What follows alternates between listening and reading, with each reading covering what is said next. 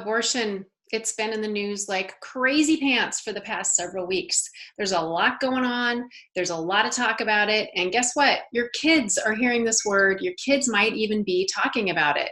I've gotten a couple of emails from two different mamas wanting to know how to talk to their kids about this particular topic. So I thought I'd jump in and help out. First of all, as I know you know, this is an issue that makes people crazy on a variety of fronts. So it's hugely values laden. And I just want to be super clear right off the top that I am super duper duper duper pro-choice. I volunteered in abortion clinics. I am very, very much pro-choice. And that might not be who you are. And so while I'm talking and giving you some scripts to use with your kids, I want you to remember this, that I'm liberal about this, very open about this, and that you're going to hear that, and that your job is to figure out how you want to talk to your kids about this. Just a note of caution, it's really important not to be too crazy about this, too intense, too scary about this, because 1 in 4 women have an abortion in their life. And I'm betting that might be actually you. And that was one of the questions that I got from a mom because their kid said, have you had an abortion? Well, let's just back up the truck and let me give you some scripts. So first of all, I would say this. You know how babies are made, penis, vagina, et cetera, et cetera. Well, here's the deal. Most of the time when people are having sex, they are trying not to make a baby. They actually are doing it because it feels good to their grown-up bodies. And sex is not for kids, it's for later in life. Sometimes when people are having sex for fun or sex for pleasure, the woman might become pregnant. And she might be in a time and a space in her life where she just cannot have a baby. And so abortion is when a woman decides that she's not ready to have a baby and she can go to the doctor and get help to end the pregnancy. I just want to be really, really clear with you. This is not a full pregnancy like the baby's about to be born. This abortion happens when the fetus is very, very small. The woman is not very pregnant at all. And she makes this choice because it's just who she is at the time and she's just not able to become a parent.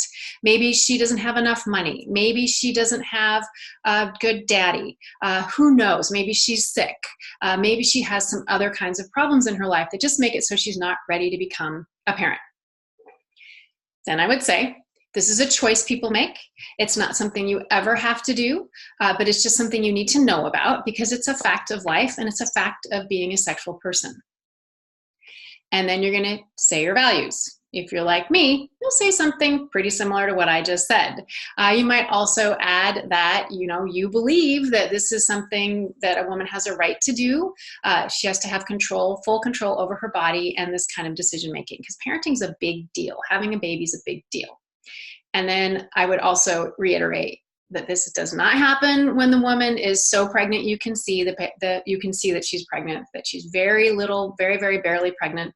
You can talk about how that the fetus is teeny weeny and that it doesn't feel pain per se. It's not like a full human being. Again, if that's what you believe. Okay, so that's the first chunk.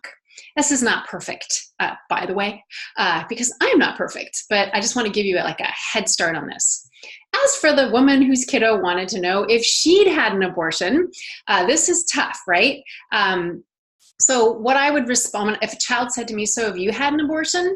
I would say that if you did, then I would say, yes, I did. And then explain the circumstances. If it was a healthy, good, positive choice in your life and you feel really good about it, which P.S. most women do, then you can say, I did, and this is why. And I know this sounds weird and scary to you, but it's important that we talk about this. And that's why we talk about sex, so you don't get pregnant or get someone pregnant accidentally. That when you're ready to be a parent, you plan for the pregnancy.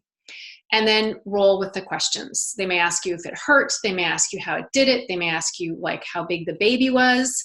I think it's super important to make it really clear that, when a person has an abortion, when a woman has an abortion, it is not a full pregnancy. It's not a baby like a baby.